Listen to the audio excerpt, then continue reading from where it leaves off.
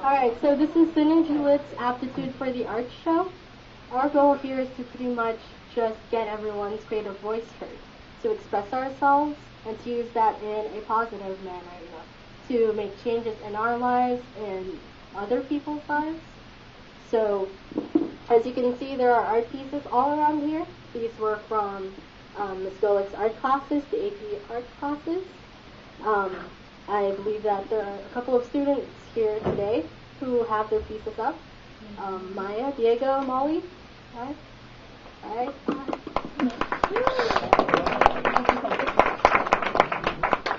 There are also ceramic pieces around.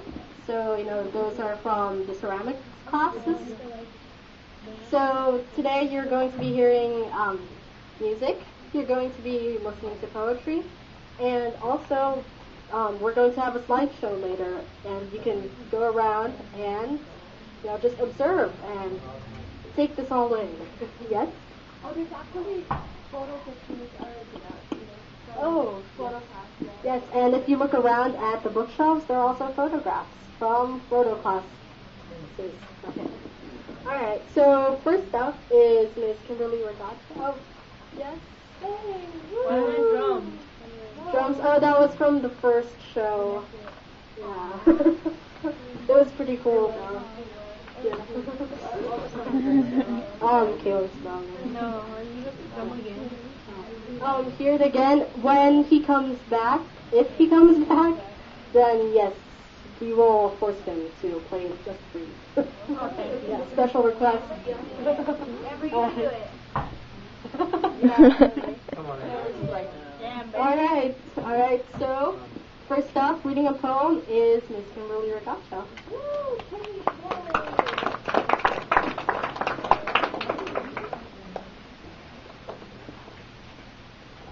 Hi, I'm reading a poem by Emily Dickinson. From the hard things that's happening in school, this poem helps. Okay. Hope is the thing with feathers that perches in the soul and sings a tune without the words and never stops at all. And sweetest in the gale is heard, and sore must be the storm that could abash the little bird that kept so many warm. I've heard it in the chillest land and on the strangest sea, yet never in extremity it asked a crumb of me. Thank you.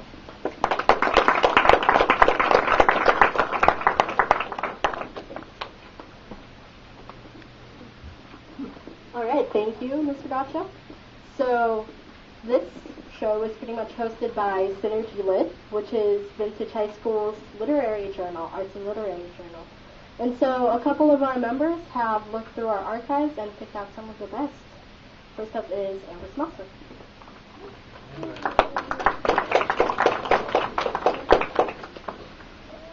The poem I'll be reading is called My Bulletproof Vest, and it was the original work that I created. Hiding from the hits behind the steel guard, because when you're punched in the face, though it may not be physically, the hit is so hard. To hide from the faces that stare back at you, your shield covers it all, just like a personal fortress, to a dark and expected view. Even though it's hard to, sometimes the personal bubble you're in needs to pop. So what if you're in a strange world? Break the barriers, break in, and step on that strange path that might lead you too far into the rabbit hole. But if you open your eyes, you might notice that you like it, and you want to further your goals. I know it's hard to open up, but I've grounded my footsteps on this quest, because I know more than anyone that it takes all your effort to finally remove that bulletproof vest.